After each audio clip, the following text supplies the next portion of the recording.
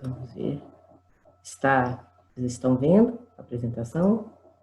Sim, sim. Sim? Deixa eu botar aqui no cantinho. Deixa eu ver. Um instantinho. Então, gostaria de agradecer à Sociedade Latino-Americana de Tuberculose e outras micobactérias, nessa Slam TB que se integra, agradecer a todos. Eu sou professora da Universidade Federal de Minas Gerais, do Departamento de Clínica Médica, coordeno o grupo de pesquisa em micobacteriose da UFMG e coordeno na rede TB a área de diagnóstico. Aqui nós estamos contextualizando, então o Brasil, Minas Gerais fica na região sudeste, Belo Horizonte fica no centro do estado de Minas, e aqui a gente tem a Faculdade de Medicina, a Faculdade de Farmácia e o nosso campus universitário, e que é onde nós nos localizamos, e a Faculdade de Medicina fica na região centro-sul. A nossa universidade, ela tem em torno de 70 mil pessoas, incluindo outras cidades, tanto Montes Claros, Diamantina e Tiradentes, em torno de 50 mil alunos, 77 cursos, 80 programas de pós-graduação, 750 núcleos de pesquisa, e temos 1.076 registros de patente, que nos colocam uma instituição de liderança no ensino superior no país. A rede TB de pesquisa em tuberculose, qual faço parte também, tem várias áreas de coordenação, então a gente tem um círculo aqui da rede, na tentativa de trabalhar todos conjuntos na pesquisa e combate contra a tuberculose. A rede de pesquisa de tuberculose é uma ONG, uma organização não governamental de direito privado, sem fins lucrativos, novos medicamentos, novas vacinas, novos testes diagnósticos. Para isso, a gente precisa ter estratégia no controle, validar essas novas tecnologias e também avaliar as tecnologias existentes e dessas novas tecnologias antes da sua comercialização no país. E ajudar o programa de controle de tuberculose no país. Aqui nós temos nossas rede de TB, onde temos endereços para contatos. A Rede TB, ela hoje é presidida pela doutora Etel Maciel, que é da Universidade Federal do Espírito Santo, o vice-presidente, nosso amigo Pedro Almeida, da Universidade Federal do Rio Grande, e o Lapa, que é tesoureiro da Rede TB. Na área diagnóstica, como encontro, está a Ivi, que é também da Universidade Federal do Rio Grande, a Isabela Neves de Almeida, da UFMG, e a Maria Lúcia Rossetti, que compõe a área diagnóstica, qual a gente faz parte. Para contextualizar um pouco, o Brasil tem em torno de 82 mil casos de tuberculose, casos novos, 72,7, e um coeficiente de incidência, né, que nos coloca entre os 20 países com maior carga de tuberculose, em torno de 34,8 casos por 100 mil habitantes. Minas Gerais, nosso estado tem em torno de 3.526 casos, Belo Horizonte, 534 casos, e o nosso coeficiente de incidência em torno de 21,3 casos por 100 mil habitantes. Vou apresentar agora os projetos na área de diagnóstico. O projeto Kit-City Nitratase, que é um teste de sensibilidade aos fármacos de primeira linha, que é a Universidade e a empresa brasileira Plastilabo, que pertence ao Rio de Janeiro, e o nosso grupo de pesquisa de micobacterioses. Também participando do projeto Kit-City Nitratase de segunda linha com a mesma empresa. Mais adiante eu vou falar sobre isso. Outro projeto que se encontra é o SCOT-TB, que é da Universidade Federal do Espírito Santo, uma empresa brasileira, a Trade de São Paulo, e o responsável é o professor Moisés Palácio, da Universidade Federal do Espírito Santo. Teste em caldo liofilizado, que é o MIC em placa, que o coordenador é o professor Pedro Almeida, muito conhecido de todos nós, da Federal também, da Universidade Federal do Rio Grande, que é uma colaboração da Universidade Federal e estão conversando com a empresa Biometrics. Técnicas de inteligência computacional aplicado ao diagnóstico da tuberculose, seria a baciloscopia automatizada, dentro da Universidade Federal de Minas Gerais, o responsável é o professor Federico Gadelha e o professor Ricardo Oliveira Duarte. Outros projetos em área de biologia molecular é o PCR em tempo real, para diagnóstico da tuberculose sensível resistente. Esse trabalho é desenvolvido pelo Centro de Desenvolvimento Científico e Tecnológico do Rio Grande do Sul, o Instituto de Biologia Molecular do Paraná, e a responsável é a professora Maria Lúcia Rossetti. ELISA CMX A responsável é a professora Ana Paula Kipps, na Universidade Federal de Goiás, em associação e colaboração com a empresa LabTest de Minas Gerais. A professora Ana Paula Kipps trabalha principalmente na área de vacinas. Os projetos DOT Elisa, que é também para o diagnóstico da tuberculose, eu acho que a Maria Helena está aí, é a doutora Maria Helena Saad, da Fiocruz, que trabalha nesse diagnóstico da tuberculose pleural da Fiocruz, do Rio de Janeiro. Os testes moleculares e biológicos, também coordenados pela doutora Rayana, que é da Fiocruz de Pernambuco, em colaboração também com a própria Fiocruz para a produção de testes moleculares e imunológicos no diagnóstico da tuberculose. Agora a gente vai falar um pouco sobre o kit cilinitratase, vou falar principalmente nos quais eu estou envolvida, que, como eu falei, é associada à empresa, é um teste de sensibilidade em amostras positivas e isolados clínicos. Ele testa a sensibilidade à streptomicina, rifampicina, isoniazida e ethambutol, e tem o PNB incluso no quadro principalmente de amostras positivas para separar do complexo micobactéria tuberculose e também a possibilidade de culturas mistas e de culturas contaminadas. Foi endossada, a técnica de tratado foi endossada pela Organização Mundial de Saúde no ano 2009, em house, e a partir daí nos deu a ideia de passar essa transferência de tecnologia para uma empresa, para que os controles de qualidade fossem adequados. Já que em house a gente tinha algum problema com relação e também a produção em série desse kit. Esse kit foi aprovado pelos órgãos de vigilância do Brasil, que é a Anvisa. Essa técnica é na tentativa da substituição de um método antigo, que é o método de proporção, principalmente porque ele trabalha com 2 diluições versus várias diluições no método de proporção. Também porque o custo é mais baixo que o kit Ciri, né? No caso, o Ciri MGT pelo Bactec da Becton Dickinson, que tem um custo muito elevado. E no nosso país, nós temos passado por muitas questões de preço com relação ao dólar, e isso tem nos custado muito caro. E precisávamos pensar em algum kit que pudesse ser utilizado e ser realizado em nível do país do Brasil.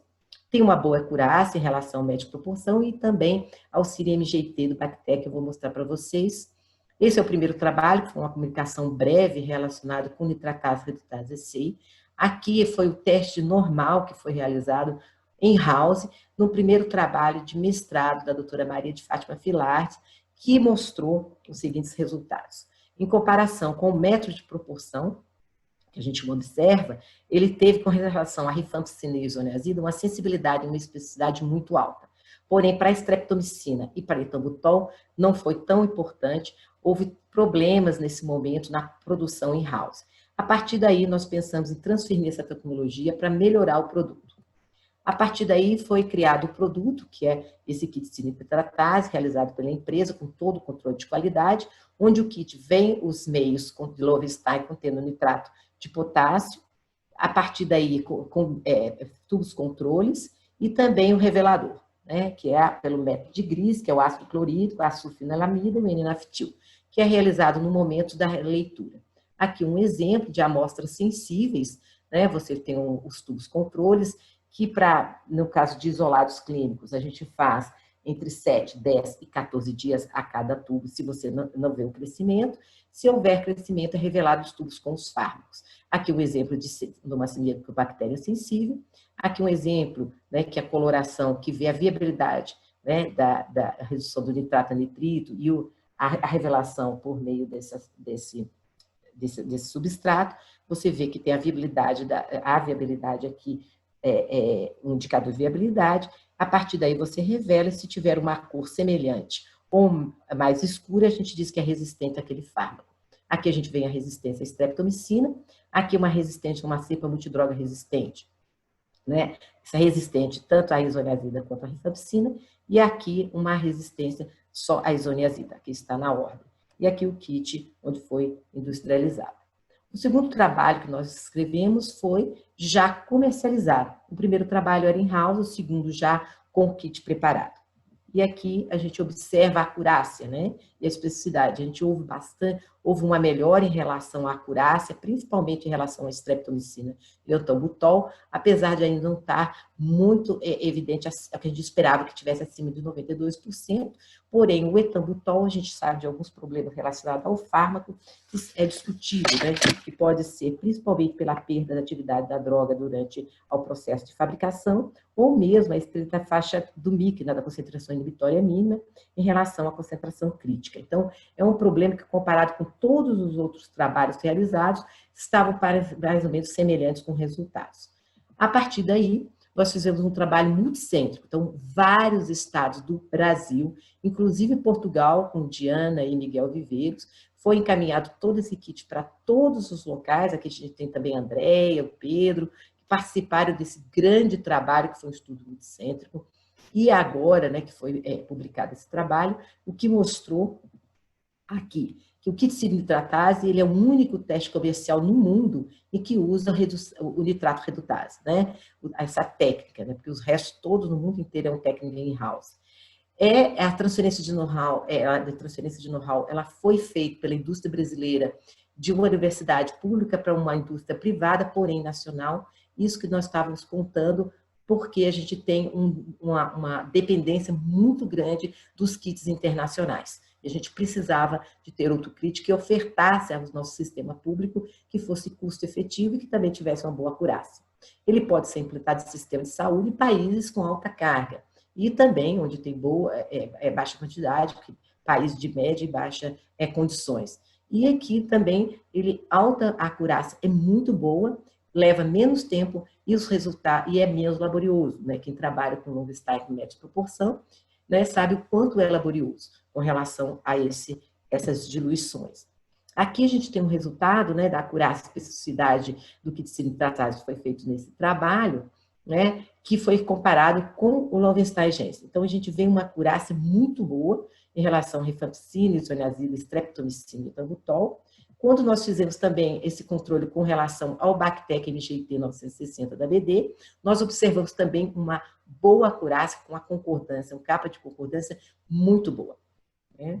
Então, a gente continuou esses estudos e agora trabalhando com kit cilinitratase segunda linha, com todos os outros fármacos utilizados para tratamento dos pacientes multidroga resistente.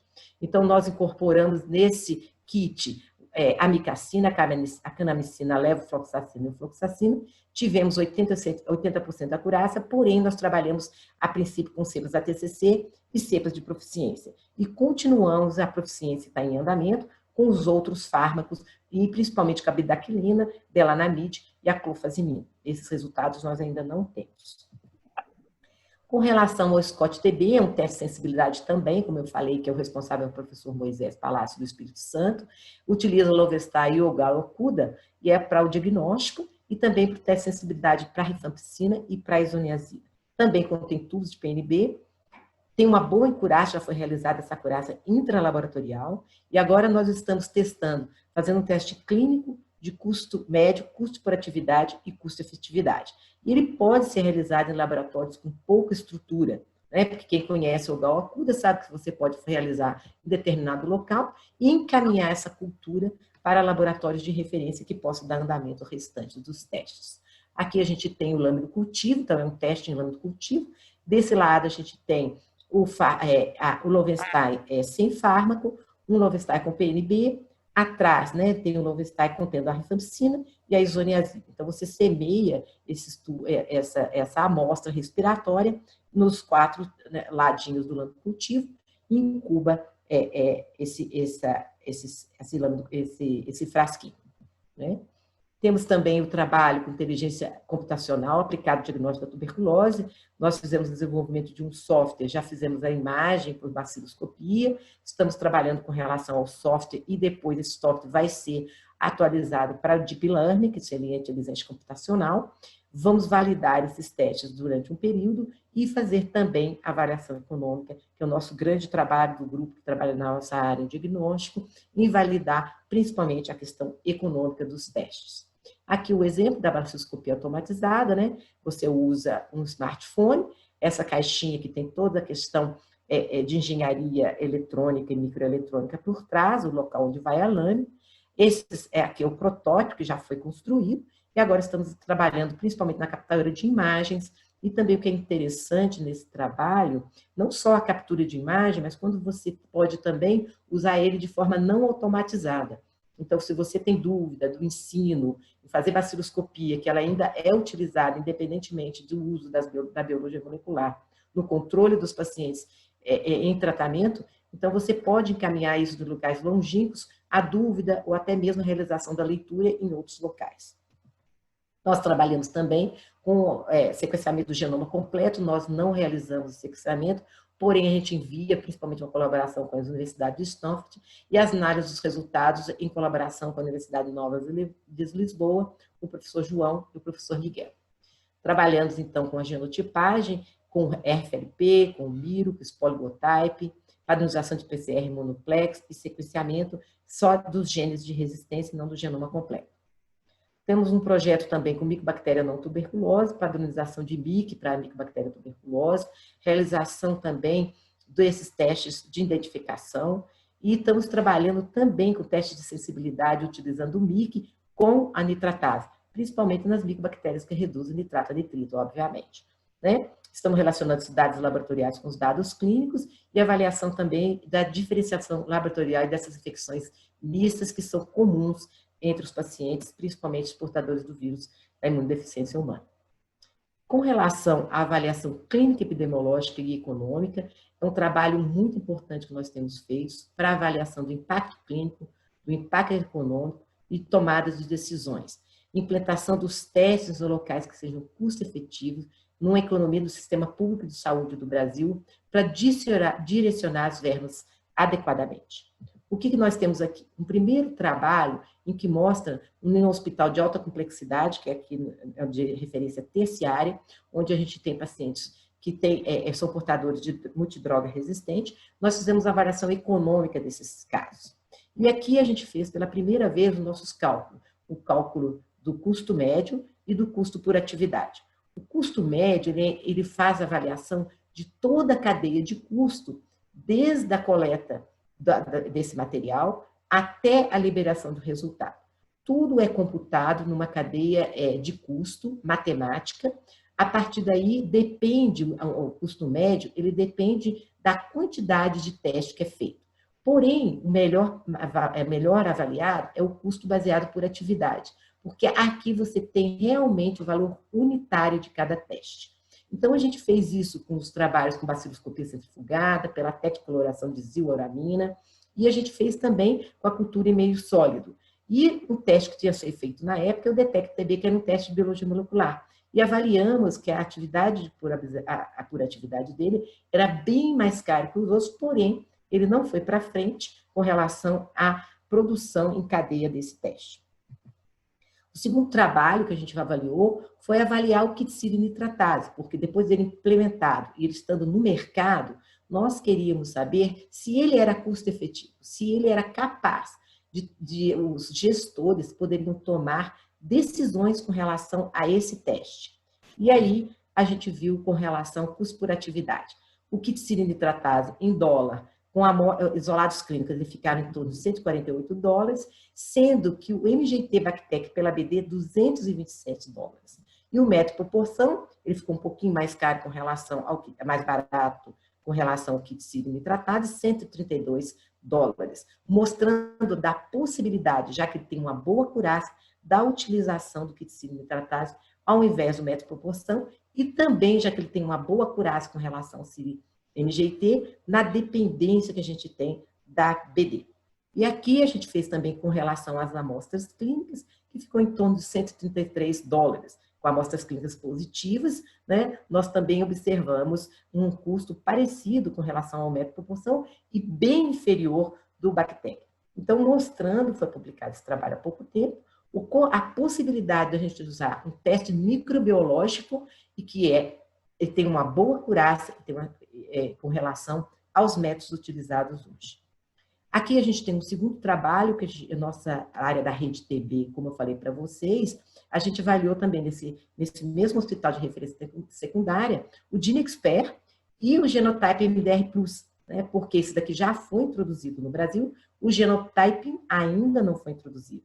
Né, e a gente fez uma análise de custo para saber o quanto isso ia interferir na parte molecular, na pesquisa com relação a custo em relação a esses dois métodos. E aqui a gente observa, né, o custo médio, que leva em correlação à quantidade de amostra, e o custo ABC, como eu falei para vocês, que leva à unidade, quanto custa verdadeiramente cada teste.